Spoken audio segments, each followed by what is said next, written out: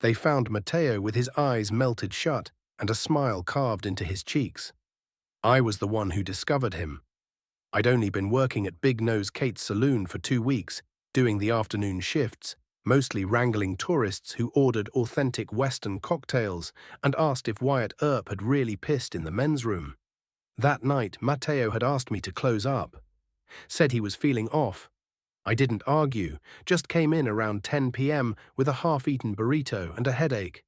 The saloon was dim, quieter than usual. It always had a wait at night, like the walls held their breath after the doors locked.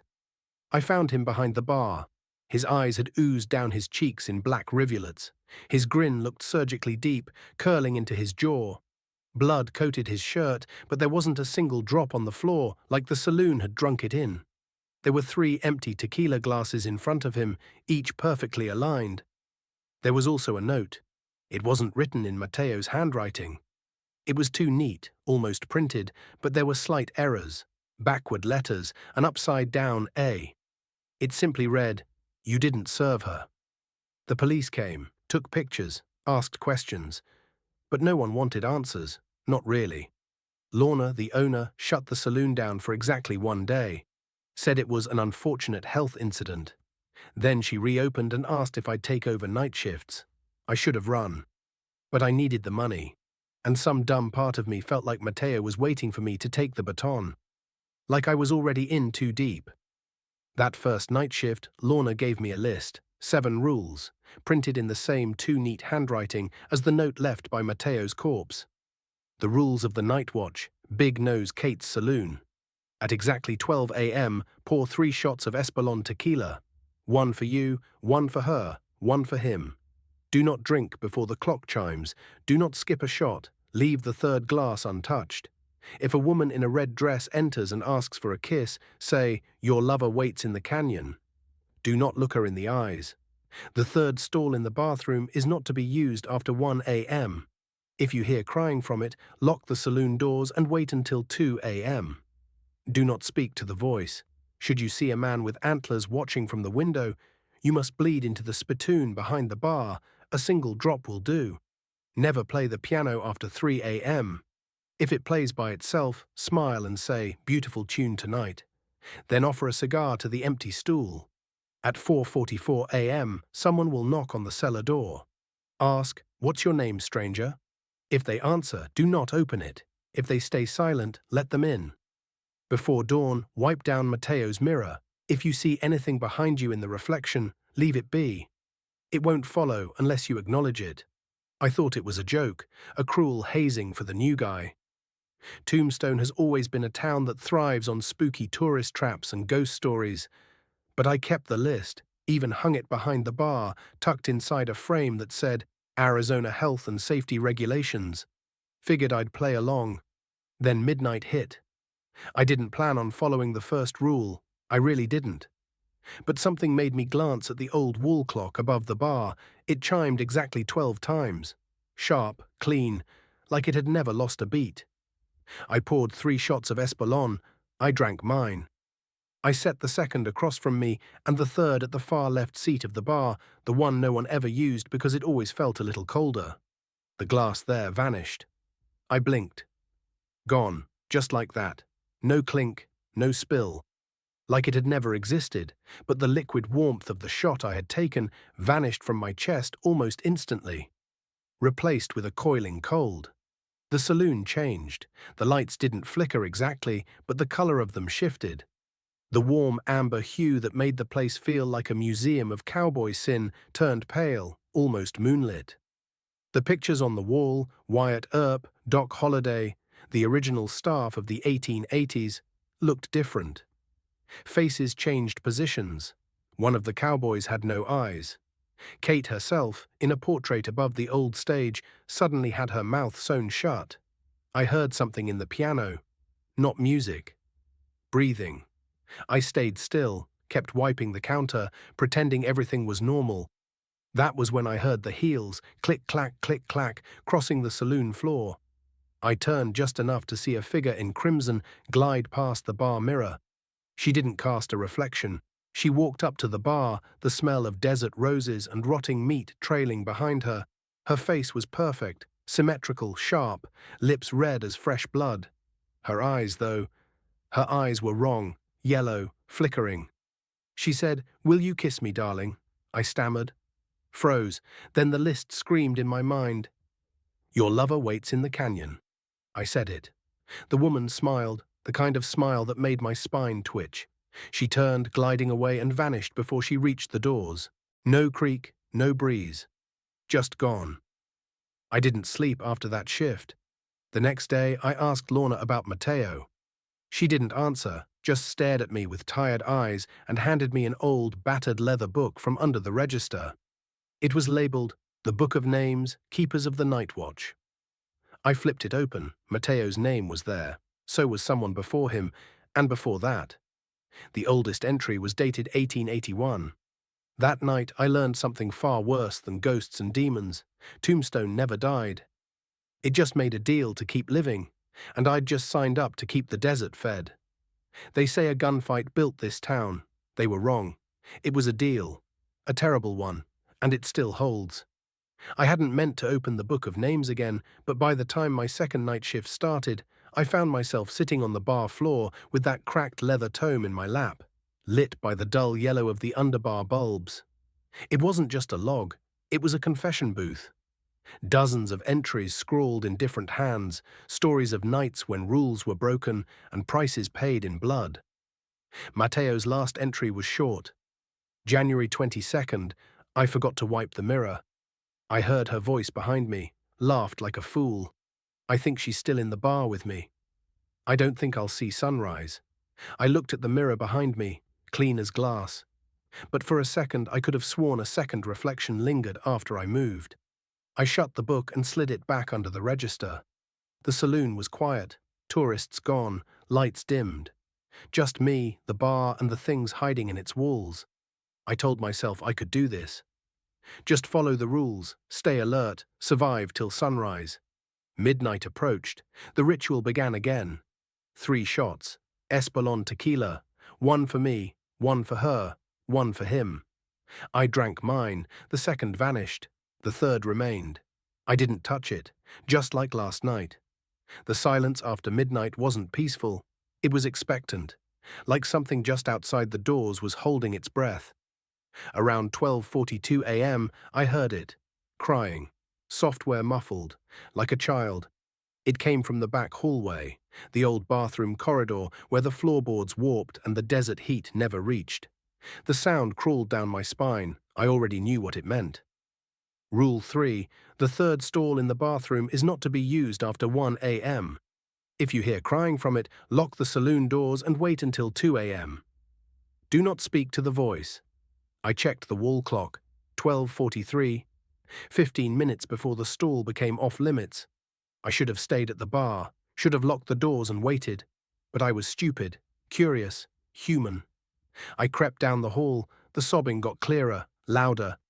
A child, no, a girl, maybe 7, maybe 8. She sounded afraid, hurt. "Hello?" I said before I could stop myself. The crying paused. Then, "Help me." My skin went ice cold. The door to the third stall was closed. A faint shadow moved beneath it. "Are you okay?" I asked again, this time with less conviction. The door creaked. It opened half an inch. Inside, darkness. I turned to run. The stall door slammed shut behind me, and the light above me exploded. Glass showered over my head. I threw myself back, slipped on something wet on the tile, and hit the floor hard. The crying had stopped. Now there was only a voice, soft, gurgling, wrong. "Will you play with me?" I scrambled to my feet. The door wouldn't open. I pounded it with both fists. "Let me out," I screamed.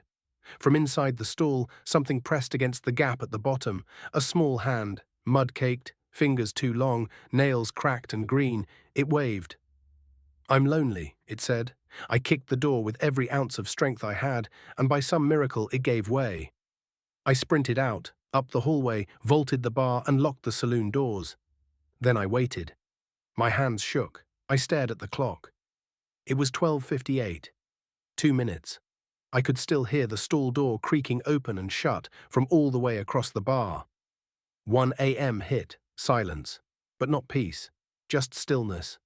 Watchfulness, the kind that made the hairs on my arms stand tall.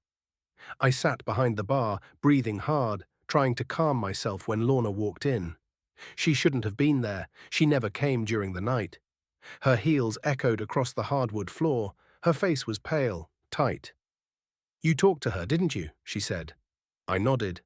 She sighed and walked behind the bar, reached under the register and poured herself a whiskey. No words, just slow sips. Then she looked at me. "Her name was Chewy Ho," she said. "Tohono girl, drowned in a flash flood. Back in '86. Some drunk tourists chased her into the wash. Thought it was funny. She was just a kid." She stared into her glass. "The saloon took her in, offered her a place, fed her pain." "She's still a kid," I whispered. Lorna shook her head. "She's a mask now. Whatever's in that stall, it only wears her face." We sat in silence. "You're still breathing," Lorna finally said. "Most don't survive after they answer her." I didn't feel lucky. I felt watched. She left without another word, and I was alone again. The rest of the shift passed slowly. No more visitors, just the uneasy quiet and the hum of ancient things beneath the floorboards. At 4:44 a.m., I heard the knock on the cellar door. But that's another story. The first 2 nights taught me one thing. Death wasn't the worst thing inside this saloon. At 4:44 a.m., the cellar door knocked. Not banged, not pounded, knocked. 3 polite taps, precise, like someone was waiting for an invitation. Rule 4 came rushing back into my mind like a freight train. If the cellar door knocks at exactly 4:44 a.m., you must not open it. You must offer it salt and blood and speak these words aloud. "Not tonight, keeper. Not tonight." My hands moved on their own. I reached under the bar where Matteo had stashed the supplies, a jar of sea salt, a small pocket knife, and a folded napkin with the phrase scrawled in black ink. I grabbed the salt and blade, then shuffled, to the cellar door behind the bar. My knees felt brittle, my chest tight. The door was old and bolted shut. Black hinges, rusted latch. The knocks didn't come again. It was waiting. I knelt down, spread a line of salt across the wooden threshold, and hesitated only a moment before slicing the pad of my thumb with the knife. Blood pooled, then dripped into the salt line. "Not tonight, keeper," I whispered. Silence, then a sound behind the door. Slithering, like wet rope being dragged across stone. I backed away, clutching my bleeding thumb, and watched as the blood-soaked salt bubbled, like something pressed against it from below, trying to get in, but couldn't. Not tonight. I bandaged the cut and slumped in the nearest stool. When the sun finally cracked over the mountains, I stumbled home and slept like I hadn't in years. My dreams were dust-choked and lined with whispering voices.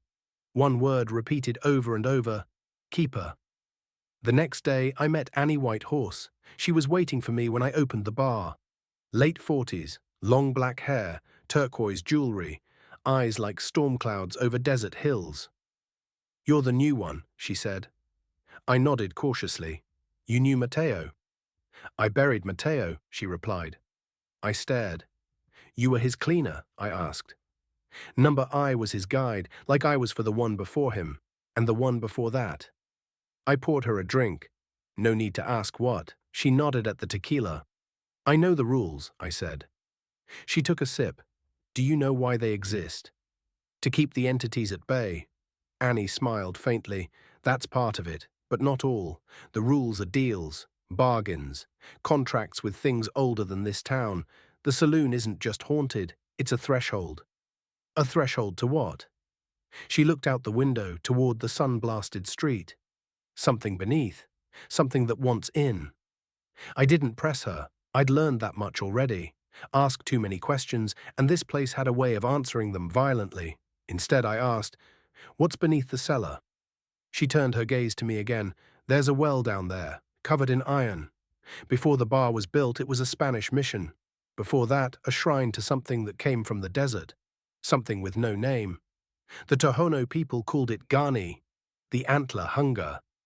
I felt a shiver crawl up my neck. "That's what knocks?" I asked. Annie shook her head. The thing that knocks is his herald. Charlie, the collector." That name hit like a hammer. I remembered Rule 5. If a man in a black hat asks for your name after 3 a.m., you do not answer. You do not make eye contact.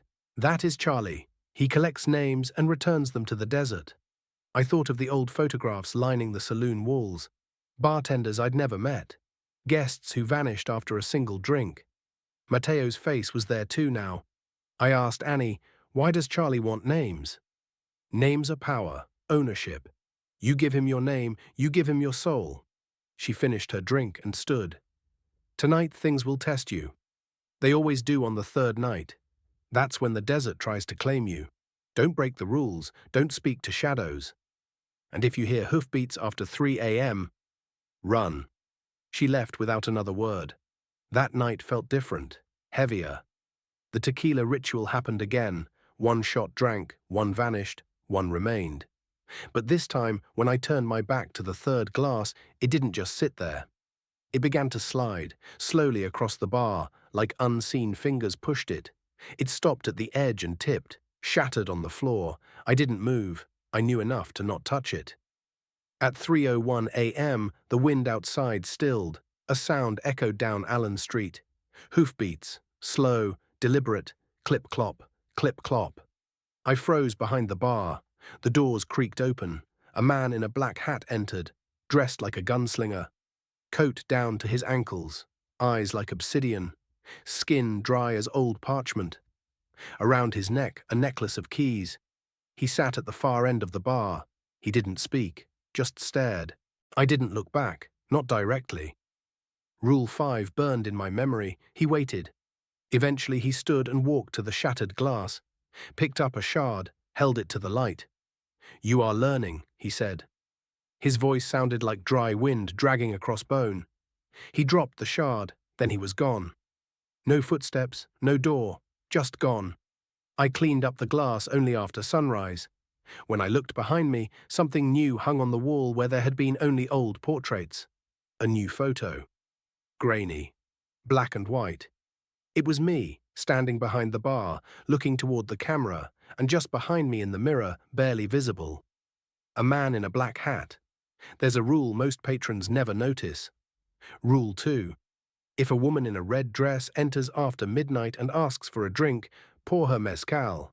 Do not ask for payment. Do not speak unless she speaks first. She will not leave through the door she came in. It sounded like folklore, barroom myth, a seductive ghost story passed around by drunk tourists and conspiracy buffs. But on my fourth night, she came in. It was 12:06 a.m. The doors didn't creak or slam. They just opened on their own. Wind didn't follow her. No sand, no sound. Just silence.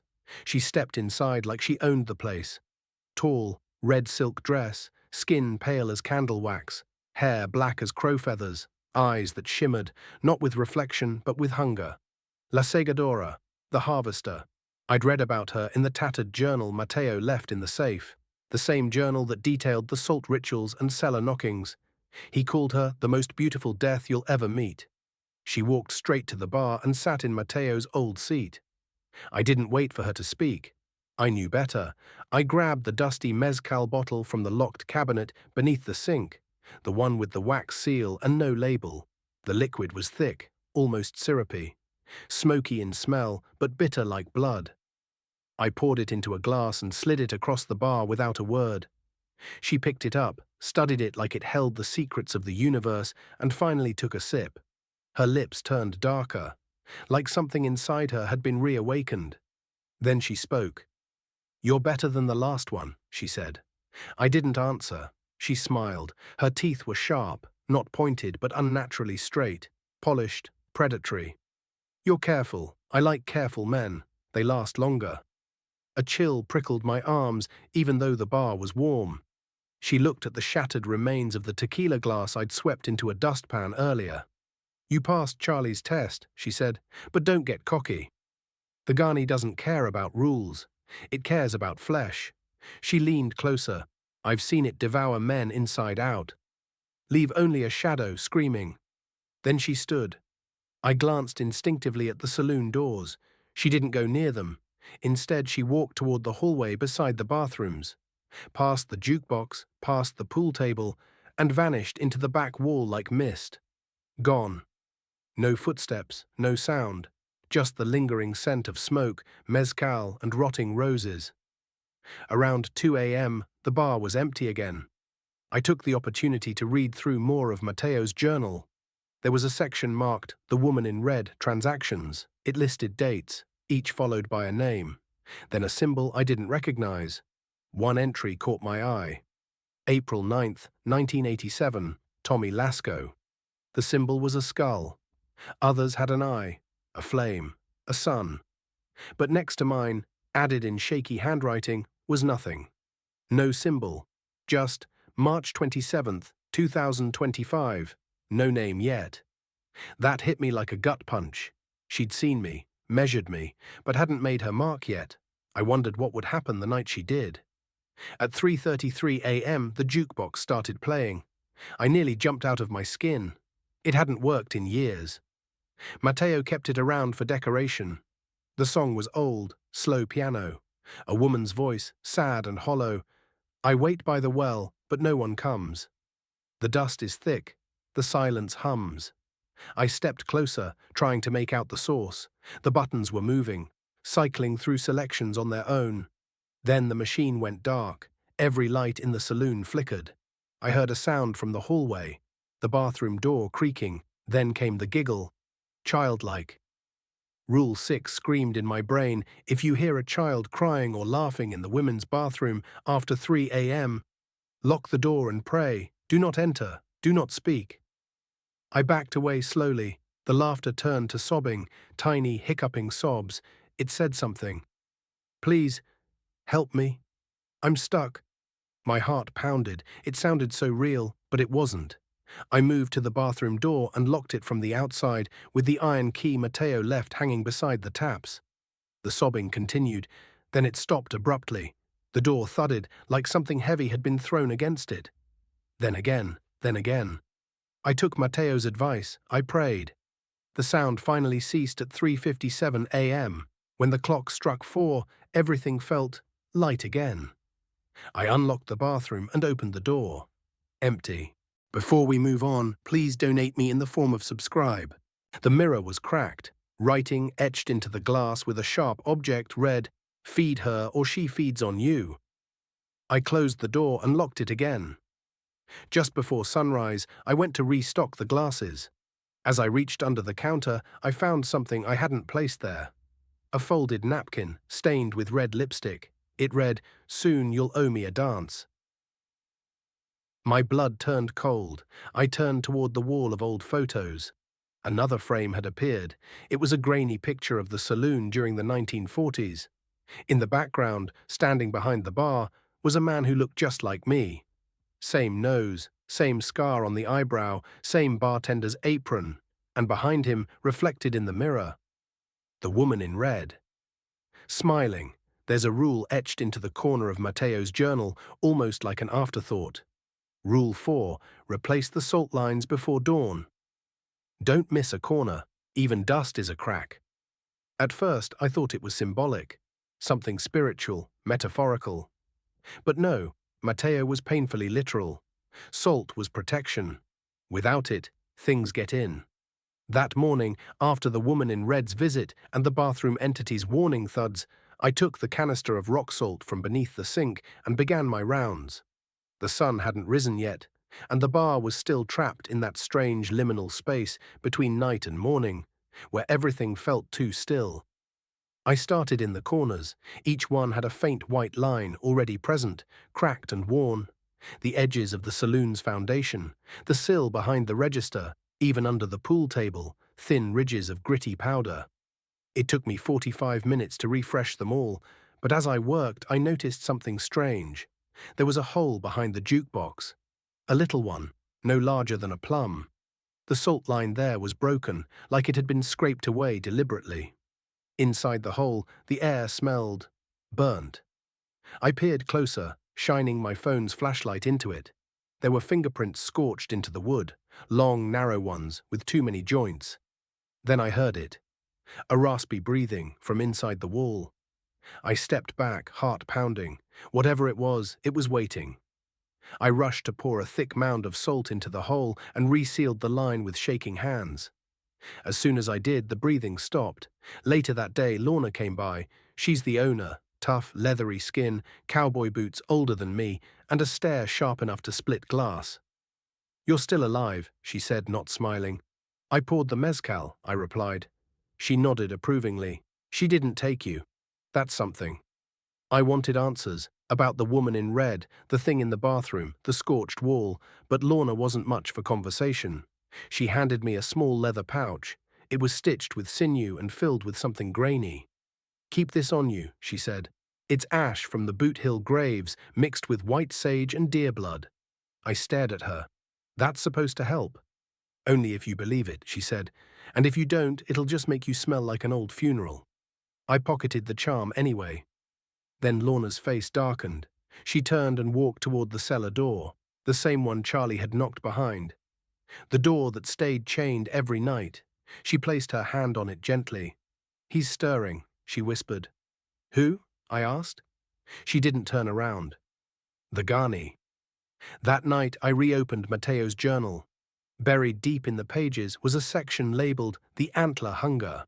It was filled with sketches, rough, almost panicked, of a creature tall and wiry, with blackened limbs, hooved feet, and a rack of twisted antlers that grew out of its back like dead trees. Its mouth wasn't on its face, but in its chest, a jagged vertical maw. Mateo called it the Ghani. "It comes when the salt lines break," he wrote. "It hungers for memories and marrow. You'll hear the bones cracking before you feel them. You'll forget your own name by the time it feeds." I slammed the book shut and checked the lines again. They were intact. But I couldn't sleep that night. I kept thinking of the hole behind the jukebox, of the breathing, of the smell of charred wood and meat. At 2:27 a.m., the power went out. No thunder, no warning. Just darkness, thick and instant. Then came the smell. Burnt hair, wet soil, copper. Something was inside. I grabbed the pouch Lorna gave me and lit a match. The flame flickered wildly. And then I saw the reflection in the mirror behind the bar. Antlers, long, gnarled, something tall stooped beneath the rafters, moving through shadows like smoke. But when I turned, there was nothing. Only the mirror showed it. I remembered something else Mateo had written. "The Ghani can only be seen through reflections or dreams. Don't look at it directly. If you do, it sees you." So I didn't turn around again. I kept my eyes on the mirror, heart hammering. The thing moved toward the bathroom hallway, then it stopped. Right behind me, inches away.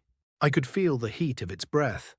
It let out a low, crackling click, like bones snapping under strain.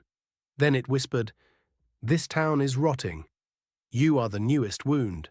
It turned, walked into the dark. The lights snapped back on, no sign of it, except for a trail of black soot footprints leading to the women's bathroom door. I didn't follow. Before dawn, I swept up the ashes and resealed the salt lines 3 times over. Then I pulled out Mateo's journal and for the first time added a note of my own. March 30th, the Ghani came. It didn't feed. But it's hungry. I need to learn faster. I closed the book and stared out the window as the sun crept over the dusty hills. A figure stood across the street, watching. Mateo? Number 2 tall. It raised a hand, a cloven hand, then turned and disappeared into the desert haze. The Ghani didn't come back the following night, but its presence lingered like a bruise beneath the skin of tombstone. The wind carried a sour smell, dogs wouldn't stop barking past midnight, and 3 crows sat atop the saloon roof and didn't move for nearly a day. I knew something had shifted. I tried to ask Lorna about it, but she was gone. No warning, no explanation, just vanished, like she'd known something was coming and got out while she still could. That night, Annie Whitehorse showed up. She wore a dark denim jacket over a worn Tohono O'odham dress, her braids tucked behind her ears, and her eyes, sharp as flint, studied me like I was a dying flame. "You saw it, didn't you?" she said without sitting down. "The Ghani," I said. Annie nodded. "It's not one of ours." "Not really. It doesn't belong anywhere, so it feeds off boundaries. Places like Tombstone, where the world thins." She looked around the saloon. You ever wonder why this place survived when everything around it dried up or burned out? Because of tourism, I offered weakly. No, she said, pulling a small black book from her bag. Because of this. It was old, leather cracked and bound with a strap made of human hair. She unwrapped it carefully and laid it open on the bar. The Book of Names, she said. Every keeper writes in it, every sacrifice, every bargain, every death. I flipped through the pages. Matteo's name was there, so was Lorna's, and others, some written in blood, others in ink, one scratched in with a fingernail. There were entries going back to the 1800s. Doc Holliday had an entry, so did Clara Dorsey, a former madam who supposedly vanished in 1892. They were all keepers, all bound by the same rules, the same eternal duty. You've inherited more than a job, Annie said. You've inherited a contract. I asked her what it meant to be a keeper. Really? She didn't answer with words. Instead, she told me to follow her. We walked through the back alley behind the saloon and into the desert. A trail of flat stones wound through the creosote and cactus. At the edge of town, just past the abandoned mine shaft, was an old wooden shack. Rotting boards, door half off the hinges. This was the first saloon, Annie said, long before Big Nose Kate's, back when the miners still whispered about things in the earth. She led me inside. Beneath the floorboards was a trapdoor. It groaned open, revealing a stone staircase. We descended into the dark. The air was cooler, heavy, like it remembered blood. At the bottom was a small chamber. Carved into the stone walls were names, hundreds of them, scratched in with knives, bones, or maybe fingers. In the center sat a stone altar. Ash covered its surface, and teeth. Human teeth. This is the original compact, Annie said. This is where the first bargain was made. I felt sick. The Ghani was the first to come, she continued. When the miners dug too deep, they found him sleeping. They thought they could kill it. But they only woke it up. What did they do? They made a deal. Blood for protection, sacrifice for silence. That's when the rules started. She handed me a thin knife made of obsidian. You'll need to write your name when the time comes. Blood only, and it has to be willing. I didn't want to touch it. But I knew deep down I already belonged to this place. That night, back at the saloon, I read more of the book. There was a section Matteo marked with black ribbon. The Collector. Charlie.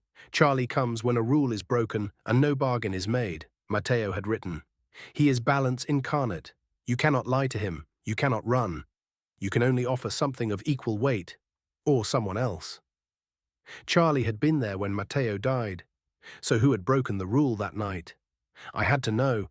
I replayed the memory of Matteo's final night in my head. He'd been nervous, kept checking the door, poured 3 mezcal shots instead of 1. Then I remembered the jukebox. The music had started too early, before midnight, the wrong song. That was the mistake. Matteo broke Rule 2, only play Ghost Riders in the Sky on Fridays. Never on Wednesdays. Charlie had come for him. That realization sickened me. These rules weren't random. They were rituals, rites, guardrails to keep the entities bound and the saloon safe. Each one had weight. Each one had cost. If I failed, it wouldn't just be me who paid the price. It would be the town. At 3:03 a.m., a man entered the bar. Tall, long coat, skin like dried parchment, a bowler hat perched on a skull-like head. Charlie, the collector. He didn't speak, just walked to the bar and placed a single item in front of me. A tooth, yellowed, still bloody at the root. I looked up. His eyes were 2 coins of pitch. He nodded once, then turned and left. The tooth belonged to someone still alive. But not for long. After Charlie left the tooth, I didn't sleep. I sat behind the bar, the artifact between my fingers, still warm, still slick. It pulsed faintly, like it remembered pain. I wanted to throw it away, burn it, bury it, anything. But instinct held me back. This was a warning. Maybe a prophecy. Or maybe it was a name. Whoever the tooth belonged to would be dead soon, unless I figured out the next rule before it broke. I flipped through the book of names again. Every page felt heavier. The rules weren't listed in any one place. They were hidden between the lines of tragedy and blood. But one phrase kept appearing, scratched in different handwriting through the decades. When she walks, don't meet her gaze, don't speak her name, don't unlock the upstairs door. She, the woman in red, La Segadora, the harvester. The night came in heavy, suffocating the desert in a velvet black. I tried to go about the bartending routine, serve drinks, nod politely to tourists, clean glasses, but the air inside the saloon felt thinner, more electric, like the walls were waiting for something. At 11:52 p.m., the jukebox switched on. No one touched it. No quarters dropped. No song selected. And yet, Fever by Peggy Lee started playing, low and sultry. That wasn't on the approved playlist. Rule 1, only play songs that were on the jukebox in 1972. I moved to unplug the jukebox when the air turned icy.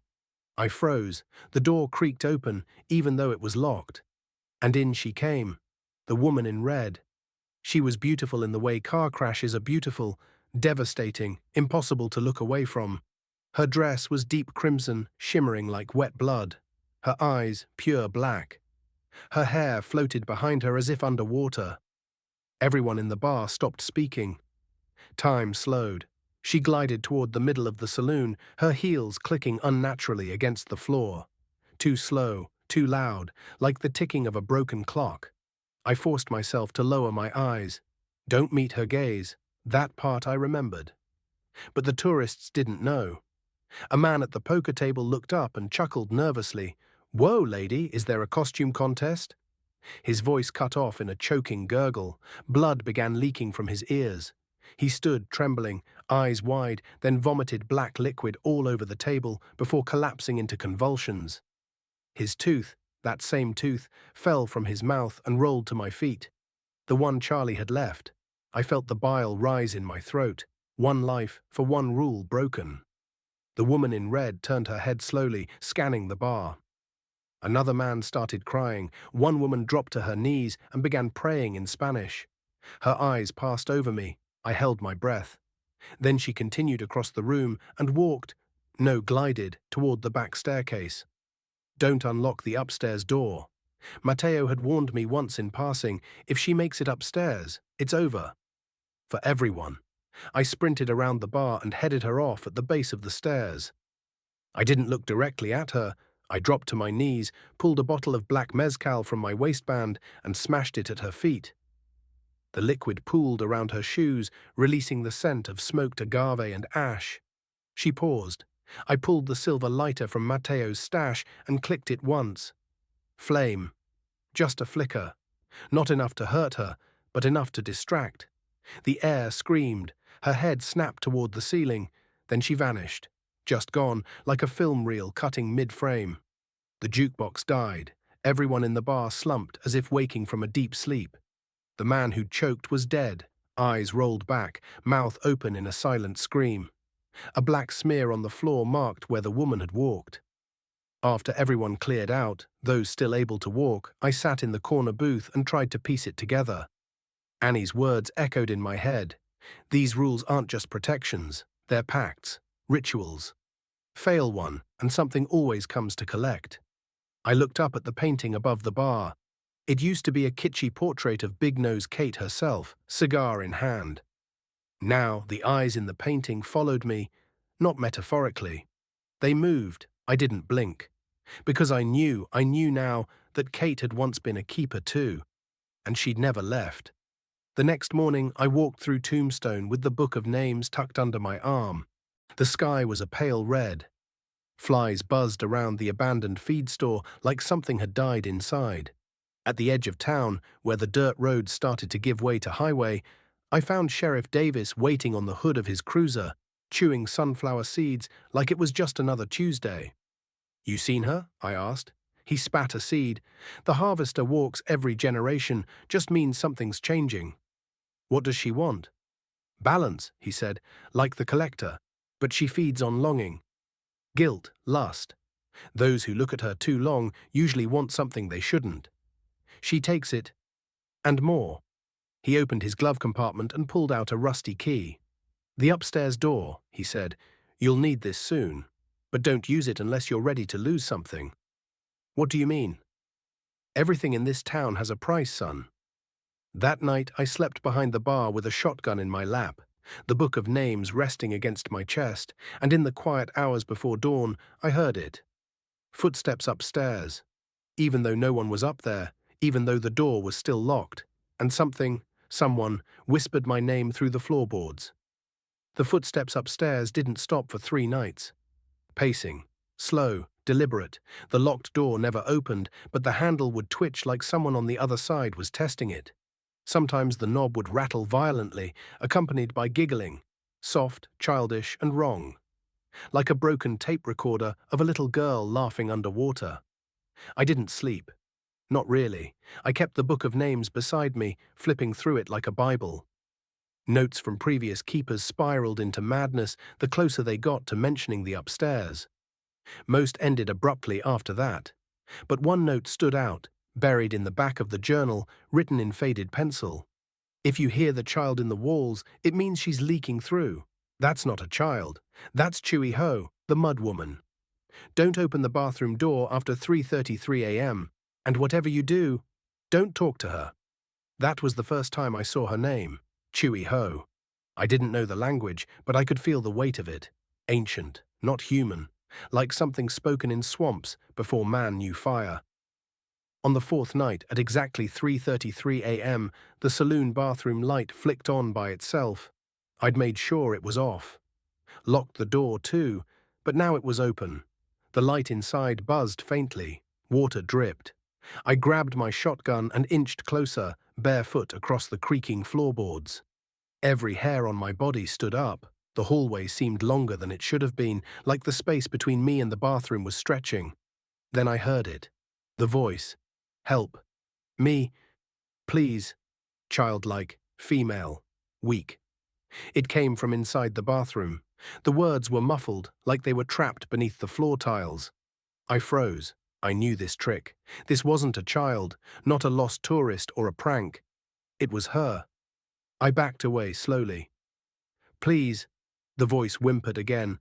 I'm cold. I'm stuck. She was trying to lure me, just like Matteo said, just like the book warned. Don't talk to her. I turned away. Then the door slammed shut behind me. Not the bathroom door, the saloon's front door. But I hadn't opened it. My heart pounded. Suddenly the temperature dropped. The air turned wet, humid. A sickening, earthy smell flooded the room, mud, rot, and old copper. I turned back and saw the bathroom mirror fogging up.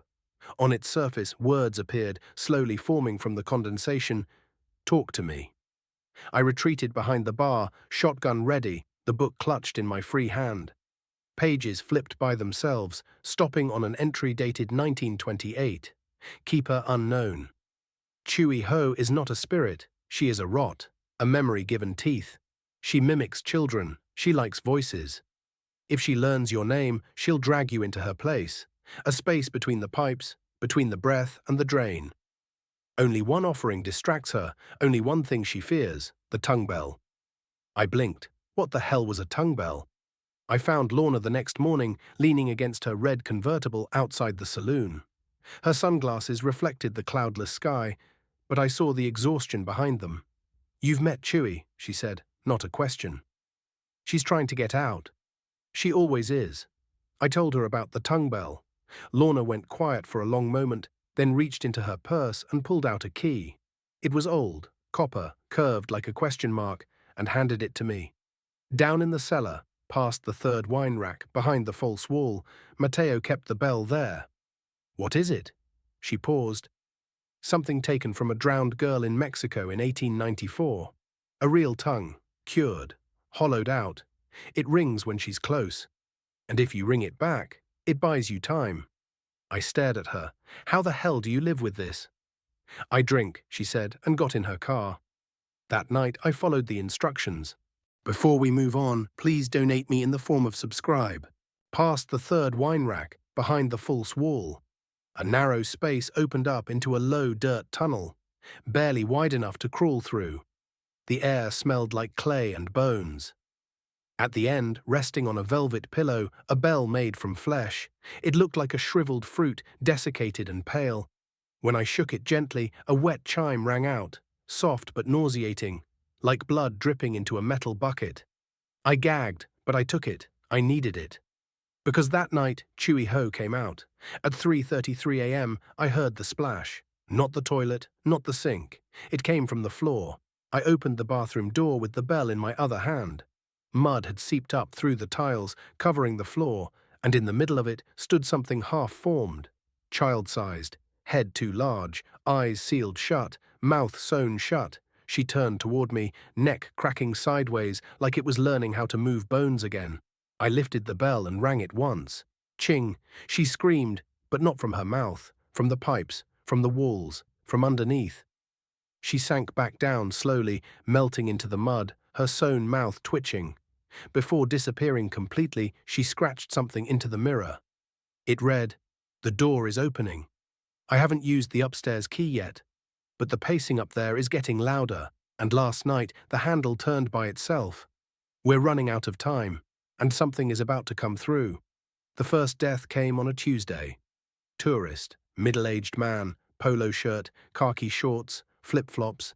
He'd stumbled in during sunset, eyes wide and confused. He didn't order a drink, didn't ask for directions. He just muttered, "Too many bones," and walked straight into the desert. We found him the next morning on the edge of town, crumpled like paper. His body was twisted in ways no human body should bend, and his eyes were missing. Not gouged, just gone. Like they'd never existed. Sheriff Davis was already there when I arrived. He looked at the body, then at me. "You hear it last night?" "Hear what?" "The scream." He didn't wait for an answer, just nodded toward the hills. The Ghani walked. He's getting close. The Book of Names had very little on the Ghani, only 2 full entries, one dated 1874, the other in the 1940s. Both written with shaky hands, both sounding like last confessions. He doesn't feed on flesh, not the way we understand it. He takes what makes you human. You'll know he's near when the animals vanish. No coyotes, no owls, no flies. Don't whistle at night. Don't mimic sounds you don't recognize. Don't leave the fire unlit. The fire. That rule stuck with me. Matteo had mentioned it too.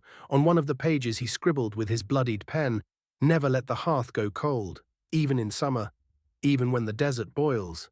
The Ghani waits for darkness without flame." That night, I lit the fireplace in the back corner of the saloon, even though it was 85 degrees. The wood popped and cracked, and the shadows seemed to hold back just a little farther. I kept the bell close. The tongue bell didn't just warn of Chewy Ho, it resonated with other things too. Each ring seemed to peel back the layers of this place, as if revealing the edges of something older and starving. At 1:11 a.m., the bell rang on its own. Just once. Ching. And the fire blew out. I bolted up, heart racing, shotgun in hand. The room was dead silent. No wind, no crickets, no hum of electricity. Even the ice machine in the back had stopped. Then I smelled it. Burnt copper, pine, and rot. I turned slowly toward the front door and saw him, just standing outside, tall, towering, antlers scraping the doorframe. His silhouette was backlit by the moon, body too thin, like stretched hide over bone. He had no eyes, no mouth, only holes where the face should be, deep and bottomless. The Ghani. He didn't move. He didn't knock. He just stood there, waiting. I backed away from the door and relit the fireplace with shaking hands. As soon as the flame sparked, he vanished. The next morning, Annie Whitehorse came. She hadn't visited the saloon in months. She stood in the doorway, wearing a turquoise necklace and a serious expression, holding a bundle wrapped in red cloth. "He's awake," she said without greeting. "You mean the Ghani?" She nodded. "The desert starved too long. Something's feeding him now." She unwrapped the bundle and placed it on the bar. Inside was a carved stone charm, black as obsidian, shaped like an open eye, a circle with lines pointing outward like a sun drawn by a child. "Put it above the hearth. It won't stop him, but it'll confuse him." I hung it where the flames danced highest. "Why now?" I asked. "Why is he coming closer?" Annie's face was grim. "Because the boundaries are breaking, the rules are failing. Too many have been ignored." She looked me square in the eye. You need to finish the binding ritual. The what? Annie reached into her coat and produced a leather-bound scroll, brittle with age. Matteo never completed it. You have until the blood moon, 3 nights. What happens if I fail? She didn't speak, just walked out and drove away. That night I read the scroll. It was written in a mixture of Latin, Spanish, and something I couldn't identify. But the instructions were clear enough. Offerings, fire, flesh, blood, names. The binding ritual had to be done at the 4 corners of the saloon: the north, where the well used to be; south, the abandoned cellar door; east, the balcony where a gambler hung himself in 1883; and west, beneath the mounted steer skull behind the bar. Each corner required something different. Each offering had to be personal, and each one had to be made under darkness. The Gani would try to stop me. So would Chui Ho and La Segadora, the harvester. I could feel her watching again. Her perfume lingered near the poker tables, where the shadows flickered unnaturally. 3 nights, 4 corners, 1 broken man with a shotgun and a stomach full of whiskey. I lit the hearth again and sat beside it, watching the charm glimmer in the firelight. Then the bell rang again. Ching. Outside I heard antlers scraping the rooftop, and in the distance something whistled a tune I didn't know. I couldn't shake the feeling that the Gani was closer now, so close I could feel the heat of his presence pressing in through the walls, curling around my spine.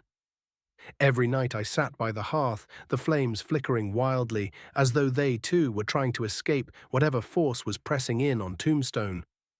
But I couldn't afford to lose focus.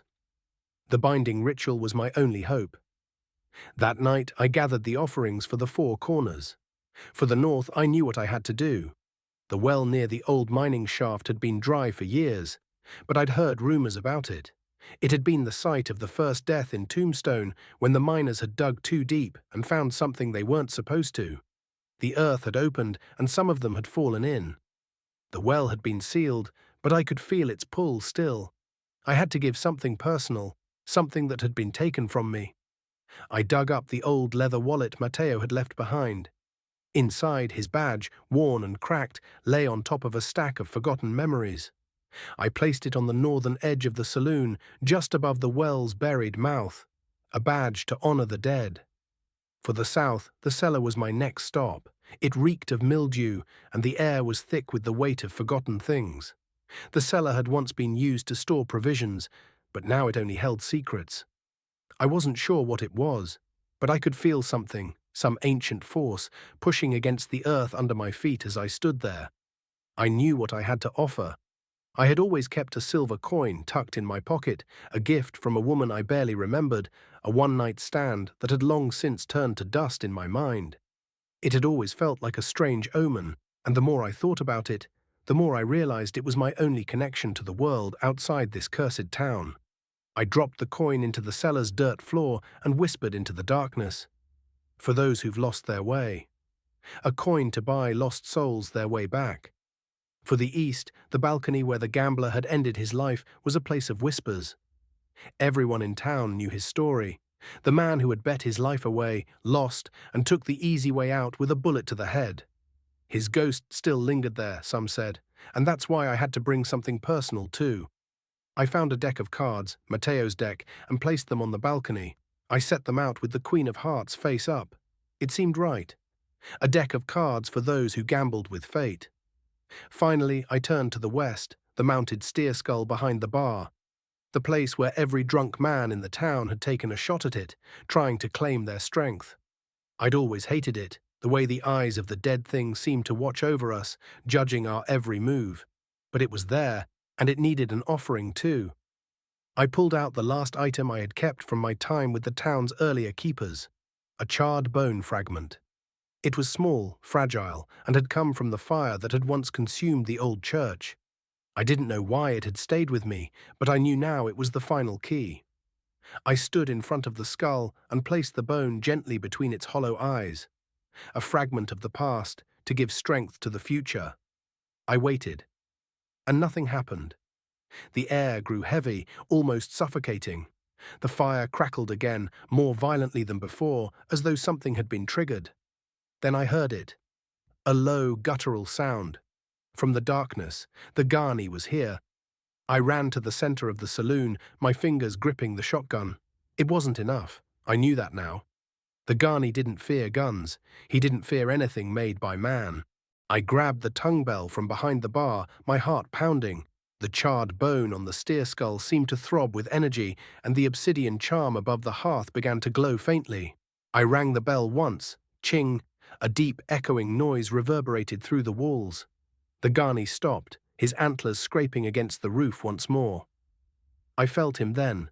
I could feel his hunger, the emptiness that swallowed everything around it, the darkness that bent time itself. He was too close. The door slammed open. I turned to see a shadow fill the doorway, stretching like black smoke. Then the creature entered, too tall for the space, its antlers scraping the ceiling, its presence suffocating the room. Its eyes, empty hollows, locked onto mine, and I heard the words, an ancient whisper in my head. "You cannot escape the hunger." I stepped back, heart pounding, but I couldn't move fast enough. Suddenly, the light flickered, and the bell rang again, this time by itself. Ching! And the Ghani stopped. He looked around as if confused. Then the bell rang once more. Ching! The creature's form shifted, the antlers bent, the legs contorted, and the face began to twist into something that wasn't human. Something old. Something hungry. I tried to hold my ground. I rang the bell again. Ching! The Ghani recoiled. His shadowy form shrank back toward the doorway, but the dark energy around him still pulsed. I didn't know if I could keep him at bay much longer. Suddenly, the walls of the saloon groaned. The fire flickered out. And I heard it. A whistle, a soft, familiar tune, the one I hadn't heard since the first night Chewy Ho had come for me. It was coming from inside the walls now. The mud woman had joined the Ghani, and the rules were failing. The saloon had become a battleground. The Ghani and Chewy Ho were pressing in from every angle, their dark tendrils twisting the air, distorting reality itself. The warmth of the fire had gone cold, and the flicker of the hearth was now just a weak, shivering pulse of light. I stood there, the shotgun trembling in my hands, the tongue bell clutched tightly against my chest, ringing whenever I dared to breathe. The bell was the only thing keeping the hunger at bay, but I could feel the Ghani's presence growing stronger, its insatiable need pulling at the walls of the saloon. I wasn't sure how much longer the ritual would hold. The Book of Names had given me everything I needed, and yet I was missing something. There had to be another key, another offering I hadn't completed, something personal. I searched my mind, running over the instructions again, mentally retracing the offerings at each of the corners. The badge for the north, the coin for the south, the cards for the east, and the bone for the west, but none of them felt complete. There was something I hadn't understood, something hidden beneath the surface. Then it hit me. The final offering wasn't mine to give. It had always belonged to the town. I stepped away from the hearth, ignoring the sounds of the Ghani scraping his antlers across the ceiling, his hunger growing palpable in the air. I had to get to the center of the saloon, the place where Mateo had died, the place where the boundary between this world and the next had always been weakest. The place where the heart of Tombstone lay, still beating beneath its dusty streets, its dark history clinging to every soul that passed through. I couldn't be the only one to hold the ritual together. It had always been Tombstone that had kept the creatures at bay. Not just the saloon, but the land itself, the bones of the town and its people. All of it was part of the sacrifice that had been made long ago. The ritual wasn't just about offerings, it was about balance. The land needed to be fed. I ran to the back door and threw it open. The cool desert wind hit my face, but I didn't stop. I ran past the empty graves and the old, crumbling structures of the once thriving town. The moon was full now, casting long shadows across the streets. The air felt wrong, thick, like something was pushing against it. The Ghani's presence was almost suffocating, but I didn't stop. I couldn't. I made my way to the old cemetery at the edge of town. The cemetery was silent, too silent. The gravestones were worn with age, the names barely legible, but I knew what I was looking for. Mateo's grave. I hadn't realized how much he had meant to the ritual until now. He was the last keeper, the one who had failed to complete the binding ritual. His death had been the catalyst for all this. His spirit, his blood, his sacrifice had been the missing piece. The gravestone was cracked, the earth around it disturbed, as though something had been trying to claw its way out. The wind howled through the rows of gravestones, carrying the scent of something ancient, something buried. I knelt beside the grave, my hands trembling as I dug into the soft earth. There it was. The bone, a small, brittle fragment of a human skull, just like the one Matteo had kept in his pocket. His final offering to the land. I could feel it then, the pulse of the earth beneath my fingers, as though the town itself was waiting, like it had always known this moment would come. I grabbed the bone and stood up, my heart pounding in my chest. I had to get back to the saloon. The journey back was a blur. The wind had picked up, swirling the sand into the air, and the desert felt like it was closing in around me. The stars above were hidden by thick clouds, and the ground beneath me seemed to shift and groan with every step. When I finally reached the saloon, it was almost as if the town itself had changed. The lights flickered in the windows, and the bell tolled again, louder this time, as if it were calling me. The Ghani was waiting. He stood at the door, blocking my way, his form stretching impossibly tall, antlers scraping against the moonless sky. His presence was a heavy, suffocating weight on the air, and the hunger felt like it was piercing right through me. I didn't hesitate. I held up the bone, the final offering, and whispered the words from the Book of Names. I offer the blood of the past to feed the future. The Ghani hesitated, his empty eyes locking onto the bone. The air hummed with ancient power, the wind howling as though the earth itself were rebelling against this ritual. But I held my ground, my pulse racing. Slowly the creature lowered its head, its massive antlers shifting, and for a moment I thought it might attack. But then something strange happened. The bone disappeared from my hand, not by force, but by some unseen pull. The Ghani took it, and for the first time I heard him speak. "It is done." His voice was like the scraping of rocks, ancient and hollow, and then, with one last earth-shaking breath, he vanished. The saloon went silent. The air felt lighter, like the weight that had been pressing on me had finally lifted.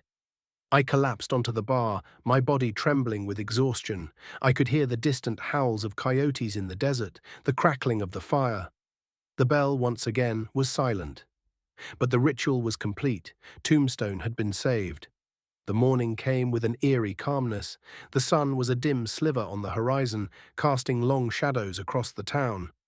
I wasn't sure if the ritual had truly worked, or if it had just delayed the inevitable. But for now, Tombstone was safe. The creatures had returned to the dark corners of the earth, waiting for another day. But I knew deep down that the cycle would repeat. I stood at the bar, staring at the door. I hadn't heard the bell for a while, but something told me it wasn't over. It would never be over. The sun had barely begun to rise, casting long shadows across Tombstone, but I wasn't sure if it was even day anymore. The town felt wrong. Silent, but not in the peaceful way that a sleepy desert town would be. It felt like a waiting breath, held in anticipation of something. I stood behind the bar, the silence of the saloon wrapping around me like a suffocating blanket. The air was thick with the remnants of the ritual. The last offering had been made. The Ghani, the Mud Woman, and all the others had retreated back into the earth. For now, but the thing about Tombstone is that it's never truly safe. The bell above the door had stopped tolling. The oppressive weight that had clung to me for weeks, months maybe, had lifted. Yet the town felt like it was holding its breath.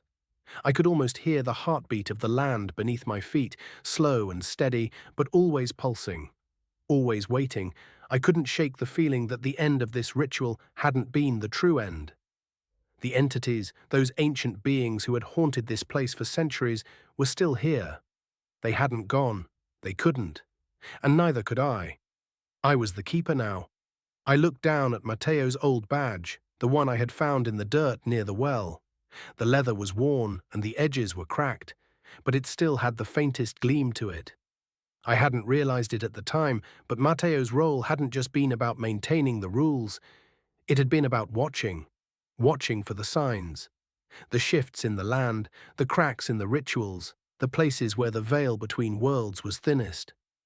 He had been the last line of defense, and now that responsibility had fallen to me. I stood up from behind the bar and walked to the window. The streets were empty, the wind had died down, and the town felt eerily still, as though nothing had changed, as though the ritual had never even happened. But I knew better. The hunger was still out there. The balance had been restored, but it had been only a momentary lull. The entities would return, and so would the hunger. They always did. Suddenly, a figure appeared on the horizon, a shadow moving slowly down the main street. I squinted, trying to make out who it was. The sun was still low, casting long, creeping shadows across the town. I stepped back from the window, heart hammering in my chest. A stranger. The door to the saloon opened, the bell above it ringing with its familiar, unsettling toll. I turned, my eyes narrowing. A man walked in, tall, dressed in a long, dust-covered coat. His hat was pulled low, but I could still see the faintest glint of something shiny around his neck. A pendant. I couldn't make out what it was, but the moment I saw it, a chill ran through me. There was something about him, something off. The air around him seemed to shift, as if the very world had bent to accommodate his presence. He walked up to the bar, his boots scraping against the wooden floor, the faint echo of his steps ringing in the silence. "I'm looking for someone," the man said, his voice low but firm. I felt the hairs on the back of my neck rise. "Who are you looking for?" I asked, trying to steady my breath. He glanced at me, his eyes hidden beneath the brim of his hat, but I could feel them on me, cold, unblinking. "Matteo," he said, his voice a whisper of something older, darker. My stomach dropped. I froze for a moment, unsure if I had heard him correctly. Matteo? He had died. His body had been drained, his life taken by the forces that haunted this town. The entities had consumed him, just as they would consume anyone who broke the rules. And yet here was this man, asking for him as though he were alive. I swallowed hard. I began, my voice trailing off as I tried to find the right words. "He's gone." The man's lips curled into a faint smile, one that didn't reach his eyes. "I know," he said, "but the rules don't die with him, do they?"